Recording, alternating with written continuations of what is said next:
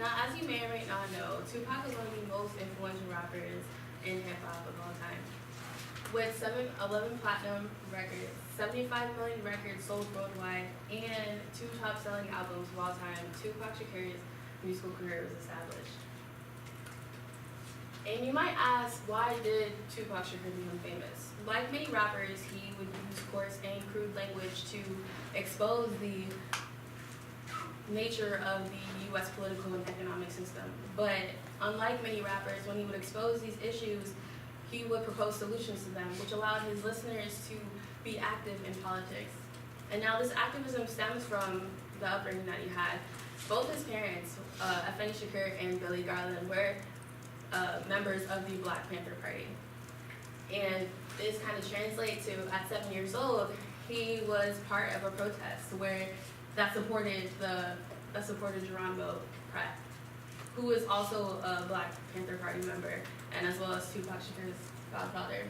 Now later in time, Tupac and his family moved to Baltimore, and when he got there, he was able to recognize the disadvantages that the Black community had, and he felt convicted enough to just begin to do something about it.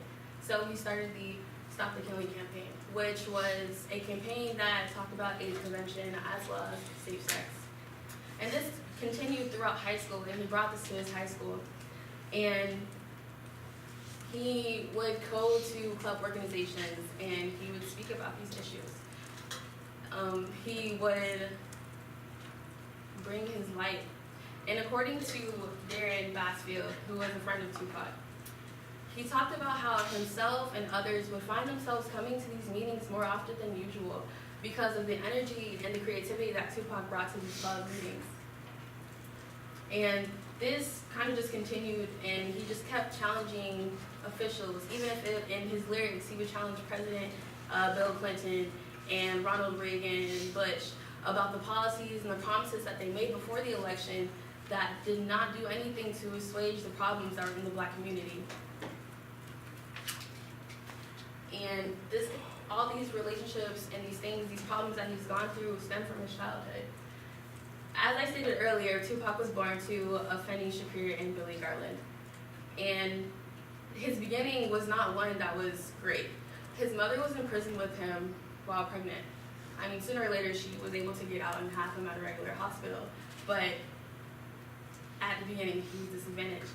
Now, his father was not in his life until he became an adult. And that was around the time that his career began to peak. And that just has implications of itself.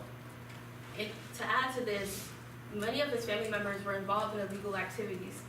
And this just exposed Tupac to various things such as violence and sex and gangs and other social problems that affected the Black community that he shares. And absolutely we'll talk about his upbringing and that impact. So, like Palumi mentioned, in order to understand how Tupac's work impacted his society and his life, it's important to understand his upbringing and where he came from. So his childhood played a large role in shaping his identity and motivating him to actually effect this change. His experiences built his political viewpoint, and it was what he went on to rap about.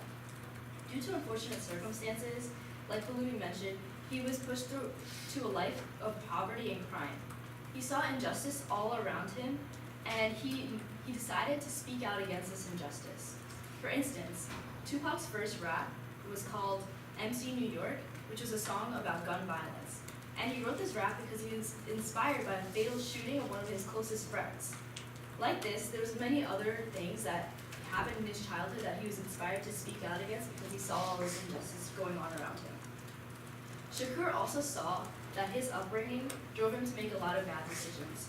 For instance, he became involved in selling drugs, he did some sexual assault, and he was in jail for some time. Shakur recognized that this was a byproduct of the circumstances that he was faced with when he was growing up. So he became an activist and he spoke out against all of this in hopes that young people, which have situations that are similar to his, will also be inspired to speak out and become an activist against this injustice. Also, to understand why Tupac was talking about all of this injustice, it's important to understand what was going on at this time and the injustice that was occurring. So Tupac's career peaked directly after the Ronald Reagan era.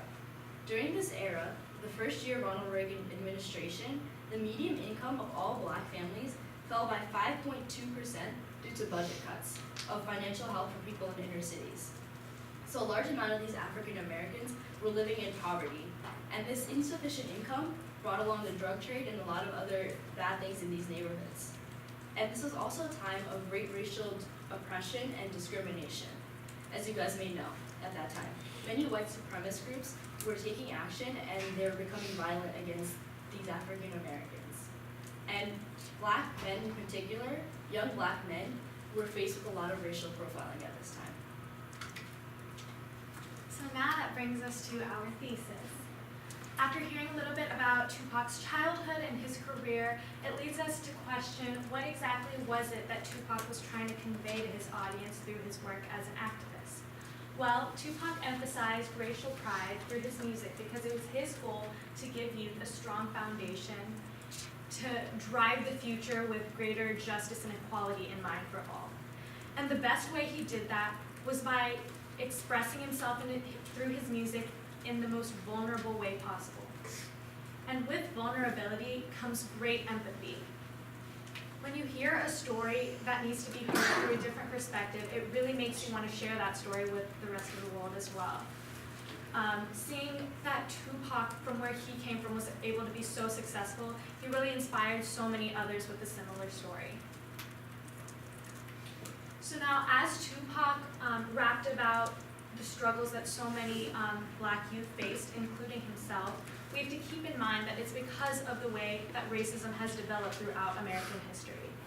For example, Tupac grew up in an impoverished neighborhood solely because of the opportunities that he wasn't given. And he wasn't given these opportunities because of stereotypes and prejudices against him.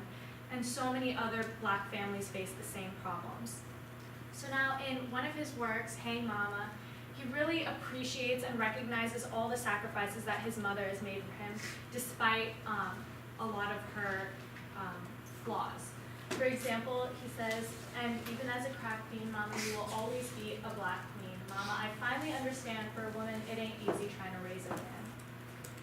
As a working class mother, Tupac's mom was forced to work many minimum paying jobs and raise rebellious kids, and she didn't even have the support of a life partner economically. Now, Tupac really encourages so many other black youth to appreciate the sacrifices that their mothers make so that they're motivated to get justice for these hardworking mothers as well.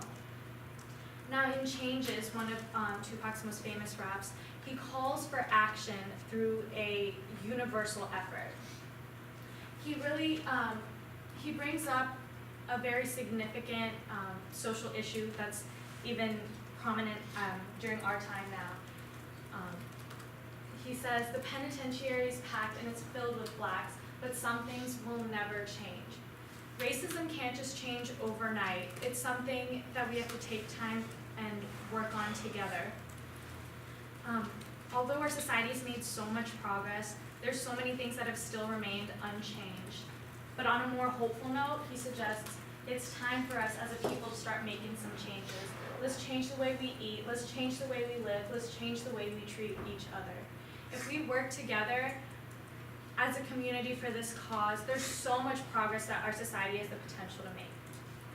Now lastly, in The Rose That Grew from Concrete, Tupac draws a direct metaphor between seeing the beauty of a scratched up, damaged rose that grew from concrete and himself.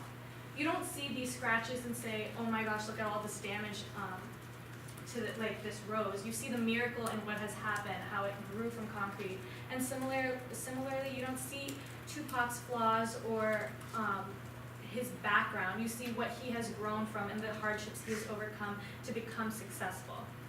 Now, a lot of Tupac's work shows so many of these hardships and expose hardships such as gang, rape, police brutality, and unplanned pregnancy. So speaking of these common themes, he also has many commonalities in his rhetorics. For example, he always uses consistent backbeats throughout each song to emphasize the story he's telling. He speaks with such purpose, and he really wants to relate his story, so he doesn't add any complex tunes to convolute what he's trying to say.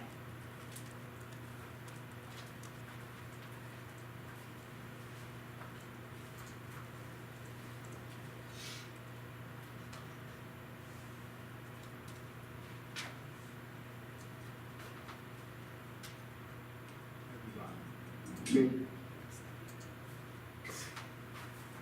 H-U-G-L-I-F-E. The hate you gave little infant, E-C-K, everybody. Meaning, what you feed us as seeds grows and blows up in your face. That's thug life. Okay, so when most people hear thug life, they think of the life of a gangster or criminal or someone just in a negative form. But Tupac wanted to change that meaning and turn it into something educational. The hate you give little infants fucks everyone. So basically, when you breed a child, it takes a community to raise a child, right? Everyone knows that. But the community is broken, the child will be broken itself. So what he wanted to do was to change this meaning because, his Thug Life tattoo on his stomach, it was getting so much negative feedback, and he wanted to take that and just make it positive because even though he's made mistakes in his life, he wanted to change that and just to let you know that anything negative can be turned into something positive. Thug Life further argues that he believed that the youth was a key factor into changing the future of society, and that relating to them in a relatable way is the way to just better us and make a better and just world. So society's reactions to Tupac's work. So Tupac was very controversial.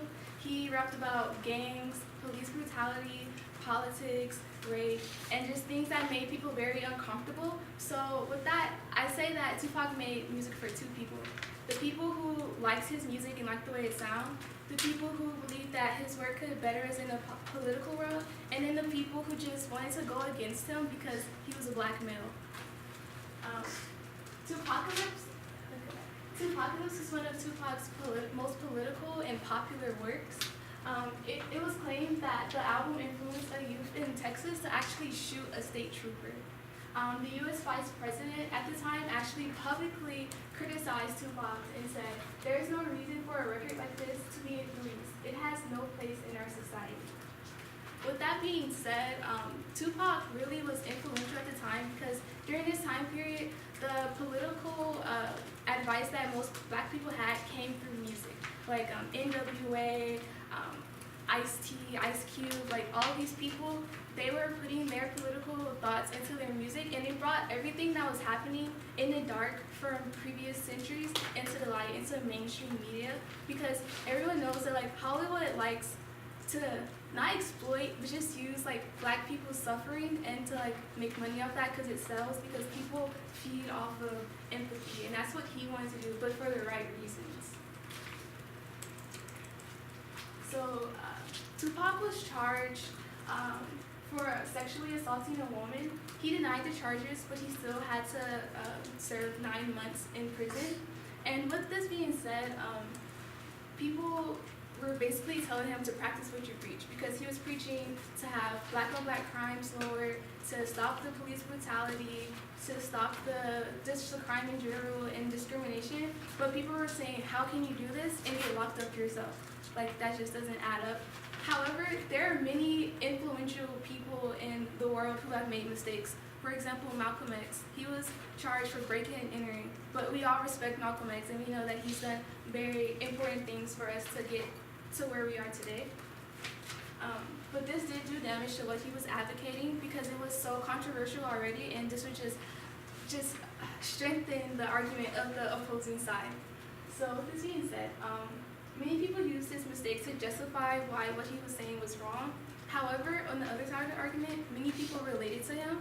And if you hear something from someone who looks like you, who went through stuff, the same things that you went through, who lived in a community that you went through, you're more likely to agree with them and to understand where they're coming from, because it hits home.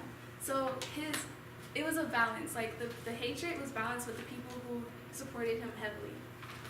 Also, however, he died, obviously, and I just feel like once he died, he gained more respect. Like, he gained more credibility, because he died believing what he believed. He didn't care what anyone said, and it just strengthened his argument. So his legacy still lives on today.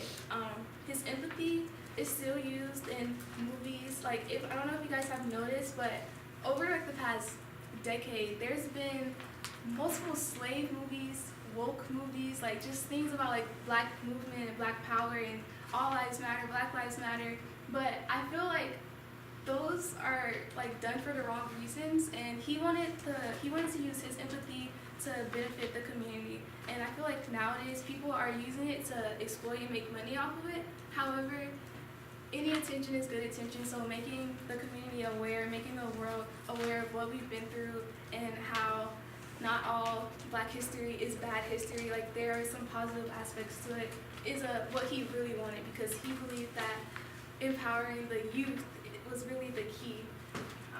His beliefs and passion is still prevalent and relevant in all of like media today. I don't know if you guys have watched the movie The Hate You Give, but it's by Angie Thomas, and she said that he basically inspired her whole novel. The movie is a great adaptation of the book, and yeah, so basically she said that she listened to Tupac while she was writing the novel, and his words inspired her to, I guess, tell our story, because one person's story represents all of our stories.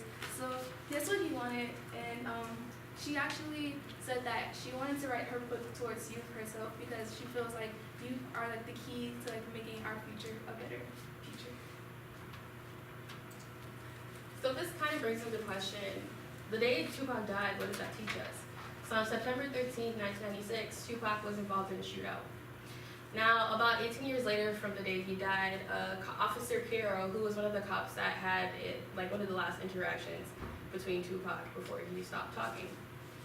So Officer Caro said that he came out about his last words because he did not want Tupac to be painted as a martyr or a hero on saying fuck you to the cops. Now, after this interaction between Officer Caro and Tupac, Tupac did not identify the person who it is that shot him. Now, it can be inferred that Tupac understood that given the identity of the person who shot him would confine that man to a life behind bars, and that's not what Tupac wanted for somebody in the black community. He wanted to give that man an opportunity to turn his life around and to just possibly do something better with that. And this speaks tones to the fact that Tupac wanted the black community to embody empathy so that they work together. That way they can build a strong black community and build black racial pride. And this just kind of puts in a testament of how he just wanted them to work together. And despite the wrong that he was inflicted, that the gang member inflicted upon him, he wanted that person to have a better life. And that's what he wanted for people in the black community, so that they could support each other. So, as you've seen, Tupac's work influenced society greatly, but not only this, his work was so influential that it reshaped the entire rap industry for years to come. His style of rap, which is using poetry, is seen in many modern-day rappers. So, by show of hands, how many of you guys are familiar with the rapper Kendrick Lamar? As expected, it'd be a lot of you. But did you guys know that Kendrick Lamar is known as the modern-day Tupac Shakur? In fact, Kendrick Lamar nearly named his album, which is called To Pimp a Butterfly, To Pimp a Caterpillar instead, which is an acronym that spells out Tupac. The last song of his album in this album was called Mortal Man, and it features a conversation between Tupac and Kendrick, which is Tupac's interview from a couple years ago that's very rare that no one has seen. Kendrick raps around a lot of similar things that Tupac does. He talks about more political raps, and he discusses gang violence, police brutality, and drug abuse. His main audience, similar to Tupac, is adolescents. His music educates the youth community. And in this interview that I mentioned with Tupac, he states, in this country, a black man only have like 5 years, we can exhibit maximum strength. And that's right now while you're a teenager.